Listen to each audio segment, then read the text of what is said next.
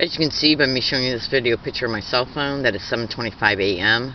on November 25th, 2013, and my name is Leslie Williams. Now, this is a continuation of the previous video. That video, its YouTube title, is in the description of this YouTube video. My name is Leslie Williams, and I'm in San Diego, California. And you have to look at the first video in order to be able to understand the entire theme concerning what this video is about. I'm a target victim and activist concerning the criminal expeditions of what is known as organized stalking, which can also be termed as gang stalking. And I want you to listen to the audio right now that I'm getting ready to play you of a news broadcast concerning another targeted individual that is living in Santa Cruz, California right now. Santa Cruz County is right next door to San Diego County. And the reason why I'm playing you the audio of this video, which you can watch, of a news broadcast of a targeted individual of gang stalking, which can also be called organized stalking. This is the audio of a news broadcast of that targeted individual being covered on the news. And the reason why I'm showing it to you again in this video, it was also shown in the other video that is in the description of this YouTube video, is to literally show you that these crimes are factual realities. And here's the audio of that, and that YouTube video in reference to the news broadcast, you can look at it by going to YouTube and typing in gang stalking bullying on steroids. And the reason why I'm showing you the audio of that video is to illustrate to you that these crimes have been covered on the news. They've been shown on national TV shows, national radio shows, and here's the audio of that video. Steroids. This story on our website, kcba.com. New tonight, police call it bullying on steroids. We're talking about gang stalking, but it actually has nothing to do with the gangs that we first think of. South Coast News reporter Campus-2 learned more about the trend and how it's getting more dangerous because of the internet. Yeah, it makes me feel afraid. Lawrence Gazino claims his neighbors are gang stalking him because he plays loud music late at night and is outspoken. He said for the last year and a half he's been systematically followed by a group of people. At one point he said they climbed on his roof to harass him. Gazino said he's developed a paranoia that's devastated his relationships with friends and, worst of all, family.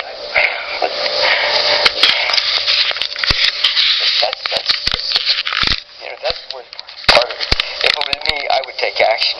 Santa Cruz Police Lieutenant Larry Richards said police are becoming more aware of gang stalking because of cyberbullying. But what is gang stalking? Basically, the victims could be driving their car or talking on their phones or walking the streets when a group of people try to systematically terrorize them.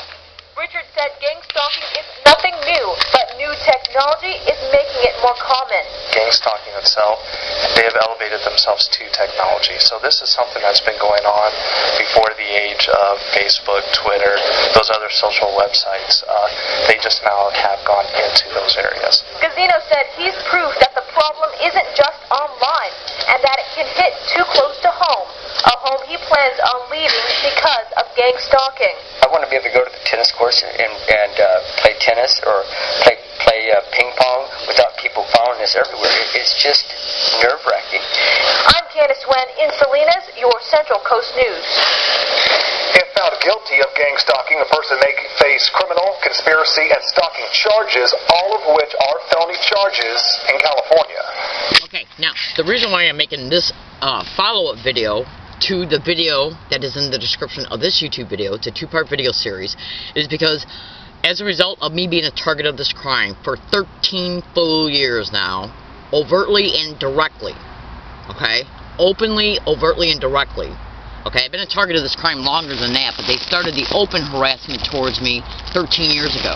Now, the reason why I'm making this particular video is because as a result of being a seasoned and educated target, I have developed my own strategies to prove this criminality is happening to me, because I have made anywhere between at least 9 to 17 separate physical requests to the San Diego Police Department to make a police report that I am a victim of this crime, and they told me no each and every time, even though I literally offered to give them physical evidence that I am. That's right.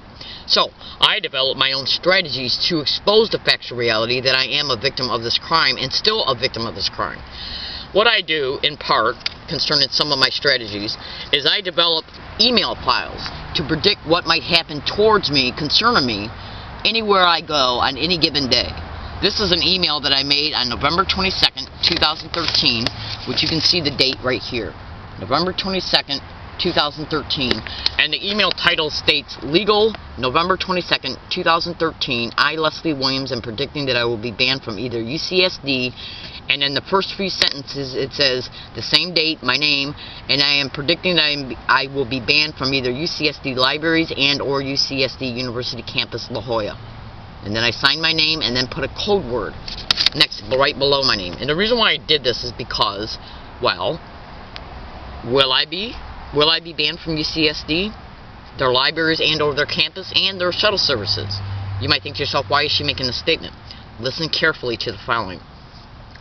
On September 29th, 2011, I made an email file, a prediction file, just like this one, in an email account, stating there was a great likelihood I'd be assaulted either walking, riding my bike, or on public transportation. 11 days later, I was brutally assaulted on MTS public transportation. Then MTS sent me an altered video of the assault. That's right. Go to YouTube and type in Learning Disabled Woman brutally assaulted on an MTS bus. Do it. Then go to Google and type in Learning Disabled Woman exposes how MTS video is altered. Just do it. That's right. Now, what's the likelihood of that occurring if this criminality wasn't already happening towards me? Also, on January 30th, 2013, I noticed in my email account that Senator Feinstein had been notified concerning a learning disabled woman being brutally assaulted on an MTS bus, and in the same notification to Senator Feinstein from her webpage, it also stated that, will this woman who was assaulted on an MTS bus, okay, be banned from any university as a result of contacting you? Okay? My name wasn't given at all in this notification. At all. That's right. Then, within 17 hours, on February 1st, which was the next day, I went to SDSU. I hadn't even been in there 5 minutes, and as a result of a staged event, I was banned. I was arrested and then banned from SDSU. They told me I was only banned for 7 days, but I ain't buying that. That's right, and they were caught in multiple lies concerning that event. Now think about this. Somebody notified Senator Feinstein to brief them about the fact that a learning disabled woman was brutally assaulted on an MTS bus. My name was not given. And then in the same contact notification it said, will this woman be banned from any university that she is exposing this crime from? I then, the very next day, take care of my business because I got paid on February 1st. I ran all over town taking care of my business because I got paid. Once I took care of my business, I took a trolley to SDSU, and as soon as I arrived on their campus and sat down, an event transpired to make it appear that SDSU police had a reason to approach me, and they then arrested me. That's right, and then banned me. And I also believe they baited me to come back by trying to say the ban was only for 7 days. Now what's the likelihood of that happening? That was another prediction. This is a prediction right here, stating, will I be banned from UCSD libraries? Okay, that's right. And the prediction date is November 22nd, 2013. Right there, you can see it. Now, the reason why I'm doing this is because I am literally being gang-stalked along every single one of my routes. This is organized crime in the system that's perpetrating these criminalities. And part of the reason why they ban targeted individuals from businesses through staged events that they will deny, call the target crazy concerning it, because they won't admit that it's a staged event. They're called street theaters and gang-stalking expeditions. That can be Googled. Is because what they try to do is take the targeted individuals' resources away from them that they're using to expose the criminality that's happening to them. The computer, online services like computers at public libraries, computers at the law library, downtown San Diego on Front Street, computers at university campuses.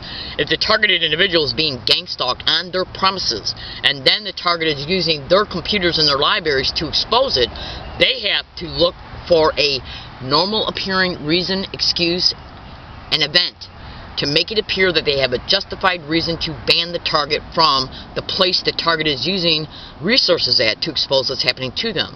Why is this done? This is done so the targeted individual has no means to expose to the public what's happening to them, so the criminality can continue without exposure. The eventual goal for me is finance co-opting, taking syndicated probate control of my Social Security, insurance fraud, and human trafficking. And I'm going to tell you another thing. I've literally been gang stalked inside of several Social Security offices by employees and security. That tells me that there's an individual that's at the federal level that is also involved in these criminalities. I have no reason to lie to you. At all. One bit. At all. That's right. Not one bit. So they will even take a targeted individual like me off of Social Security through clever means while making it look normal appearing, and then continue the campaign until they can get a hold of me and then reapply for benefits in my name. Because one of the ways that they take syndicated probate control of a targeted individual to treat them like a straw person, putting them in a group home that these organized crime syndicates own so they can flip property. Because in these homes they put anywhere between 7 to 9 to 11 people in one home. Each person has their finances co-opted. That in turn pays the mortgage on an escalated scale, and they then flip the homes. Insurance fraud also is perpetrated against the targeted individual in these isolated homes, and human trafficking as well. Now, that's the original motivation they have for the target. The gang stalking of the target is done to produce falsified police reports, petitioning the target in a county mental health or a area neighborhood hospital psychiatric floor for the documentation that they use to take the syndicated probate control. It's racketeering, human trafficking, and insurance fraud. And that's why these expeditions are happening.